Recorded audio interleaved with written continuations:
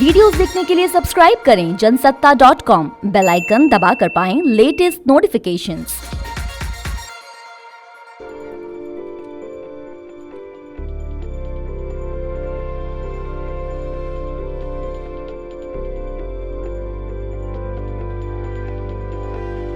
नंदीग्राम में हुए एक्सीडेंट के महज 2 दिन बाद पश्चिम बंगाल की मुख्यमंत्री और तृणमूल कांग्रेस सुप्रीमो ममता बनर्जी अगर व्हील चेयर पर ही चुनाव प्रचार करने निकल पड़ी हैं, तो इससे साफ हो जाता है कि इस चुनावी संग्राम में वो प्रचार की कमान कुछ दिनों के लिए भी छोड़ने का जोखिम नहीं उठा सकती।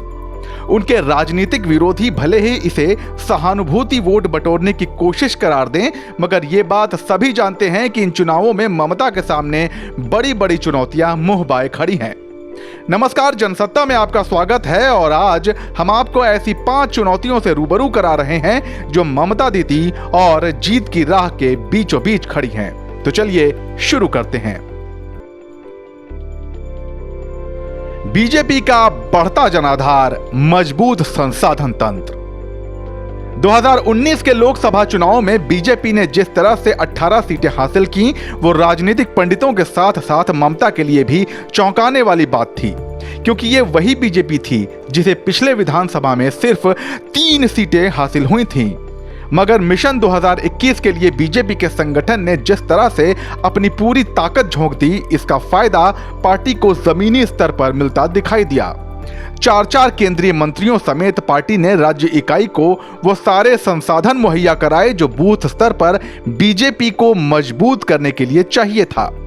आज अपने उसी निवेश के दम पर बीजेपी अब की बार 200 के पार का नारा लगा रही है। इस चुनौती से निपटने में ममता दीदी को एड़ी चोटी का जोर लगाना पड़ रहा है। हम खूब जानते हैं कि भारतीय जनता पार्टी आज के वक्त में संसाधनों से लबरेज एक ऐसी पार्टी है जिसके तरकश में कई तरह के तीर मौजूद हैं, जिसका इस्तेमाल भी वक्त पे वो करती चली आई है। उसके पास धार्मिक ध्रुवीकरण के लिए भी नेताओं की एक लंबी फहरिस्त है, राष्ट्रवाद के लिए भी नेताओं की एक लंबी फहरिस्त है, और ख़ास करके आदरणीय नरेंद्र मोदी जी जैसा एक ऐसा चेहरा और शख्सियत जो आज के वक्त में भी पूरे हिंदुस्तान में सर्वमान्य है, वो भी उनके पाले में है।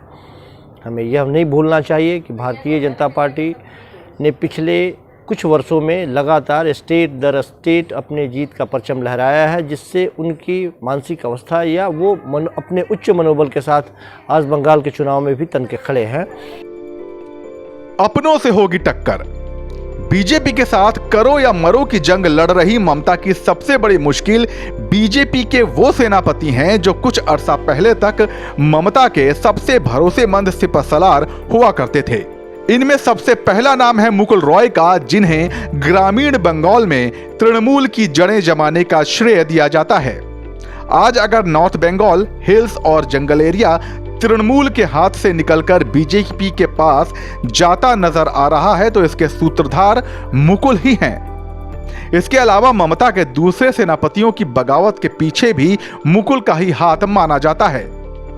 शुभेंदु अधिकारी और दिनेश त्रिवेदी समेत ऐसे कई नाम हैं जिन्होंने कल तक टीएमसी को मजबूती देने का काम किया, मगर आज तृणमूल को सत्ता से उखाड़ फेंकने में जुट गए हैं। तृणमूल कांग्रेस के लिए सबसे बड़ी परेशानी उनके वैसे पुराने सहयोगी हैं जो लगातार उनको छोड़ करके भारतीय जनता पार्टी की तरफ चले जाते हुए दिखाई दे रहे हैं, चाहे उनके सांसद हो, विधायक हों, वो पाए जिनके बदौलत तृणमूल कांग्रेस बंगाल में मजबूती के साथ खड़ी थी, वो आज के वक्त में हिलता हुआ दिखाई दे रहा है। पार्टी में बढ़ती बगावत, भाई भतीजावाद का आरोप। जब शुभेंदु अधिकारी टीएमसी का दामन छोड़ रहे थे, तो ममता बनर्जी के भतीजे अभिषेक बनर्जी को पार्टी में आगे बढ़ाने पर उपजता असंतोष खुलकर सामने आ गया था। धीरे धीरे इस लिस्ट में टीएमसी के कुछ विधायक और स्थानीय स्तर के बड़े नेताओं के नाम भी शामिल हो गए। ममता ने इस असंतोष को रोकने के बजाय कहा कि पार्टी छोड़कर जाने वालों के लिए दरवाजे खुले हैं।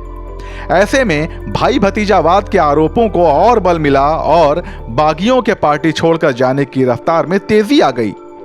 जानकार मानते हैं कि टीएमसी को इसका खामियाजा मतदान के दिन उठाना पड़ सकता है, जब मतदाताओं को बूथ तक लाने के लिए कई जगहों पर कोई असरदार स्थानीय नेता ही नहीं होगा।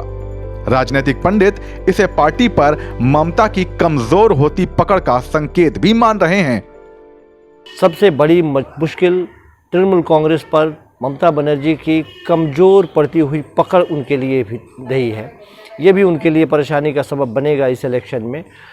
हम खूब जानते हैं कि उनके बेटे की बात, भतीजे की बात कर ली जाए तो भतीजे की कारस्तानियाँ भी उनके ऊपर या उनके ऊपर जितने आरोप लगे हैं वो भी उनके लिए एक माइनस पॉइंट है। और भतीजे को ही लेकर के कई लोग पार्टी से अपने आप को किनारा करते हुए दिखाई दे रहे थे। वोट कटुआ लेफ्ट और कांग्रेस। पश्चिम बंगाल की राजनीति में मुस्लिम वोट परंपरागत रूप से लेफ्ट का और हिंदू वोट कांग्रेस का आधार माने जाते रहे हैं। 2011 में ममता ने इस समीकरण को पूरी तरह से पलटते हुए हिंदू और मुस्लिम वोटों पर समान रूप से कब्जा किया और सत्ता में आ गई। मगर 2019 के बाद बीजेपी ने बड़ी संख्या में हिंदू वोटों के ध्रुवीकरण की कोशिश की और उसे अपने पाले में लाने में काफी हद तक कामयाब भी रही। ऐसे में देखने वाली बात यह होगी कि लेफ्ट और कांग्रेस का गठबंधन किसके वोट काटता है, क्योंकि कांग्रेस हिंदू वोट बैंक पर अब वो पकड़ नहीं रखती, ये बात जगजाहिर है। ऐसे में लेफ्ट ने अगर मुस्लिम वोट बैंक में सेंध लगा दिया तो इसका सीधा खामियाजा तृणमूल कांग्रेस और ममता बनर्जी को उठाना पड़ेगा। लेफ्ट और कांग्रेस की उपस्थिति या जुगलबंदी, खास करके यदि आप पीर ज़्यादा की बात कर लें, वहाँ पे जिस तरह से एक जुगलबंदी हुई है, निश्चित रूप से ये भी तृणमूल कांग्रेस के लिए एक सरदर्दी दिखाई दे रही है। एंटी इनकम्बेंसी लहर। ममता बनर्जी पिछले 10 सालों से पश्चिम बंगाल की सत्ता पर काबिज हैं। इस दौरान कानून व्यवस्था, बांग्लादेशी घुसपैठिए, दुर्गा पूजा और विसर्जन पर रोक, महंगाई समेत ऐसे कई मुद्दे हैं जिसे लेकर लोगों में सरकार के खिलाफ नाराजगी बढ़ी है। महंगाई का ठीकरा ममता ने केंद्र पर फोड़ने की कोशिश तो जरूर की है, मगर अतीत के अनुभव बताते हैं कि आम जनता के लिए कई बार सरकार मतलब सरकार होता है, फिर चाहे वो केंद्र हो या राज्य, खासकर ग्रामीण इलाकों में। इसके अलावा बीजेपी पिछले काफी समय से ये बताने में जुटी है कि केंद्र की योजनाओं और धन का इस्तेमाल राज्य में नहीं किया जा रहा। ऐसे में कहीं मतदाताओं के एक बड़े धड़े ने भी इसे गंभीरता से ले लिया तो टीएमसी के लिए मुश्किलें और भी बढ़ सकती हैं। कुल मिला के तृणमूल कांग्रेस के लिए आज के वक्त में उनकी राह आसान नहीं है, बहुत ही मुश्किल है। लेकिन सबों के बावजूद ममता बनर्जी भी अपने रणनीति को मूर्त रूप देने में अभी तक सफलता पाई है और वो एक ऐसी जुझारू नेत्री मानी जाती हैं जो उम्र के इस पड़ाव पर भी किसी से भी किसी मामले में कमज़ोर अपने आप को होते हुए नहीं दिखाई देती हैं। ये वो 5 मुश्किलें हैं जो ममता बनर्जी और तृणमूल कांग्रेस की राह रोके खड़ी हैं, मगर अपने जुझारूपन के लिए मशहूर ममता इन्हें पार कर लेती हैं तो उन्हें तीसरी बार पश्चिम बंगाल की सत्ता पर काबिज होने से कोई नहीं रोक सकता। आपकी इस बारे में क्या राय है, हमें कमेंट सेक्शन में जरूर बताइए और पश्चिम बंगाल चुनावों से जुड़ी हर जानकारी के लिए बने रहिए जनसत्ता के साथ।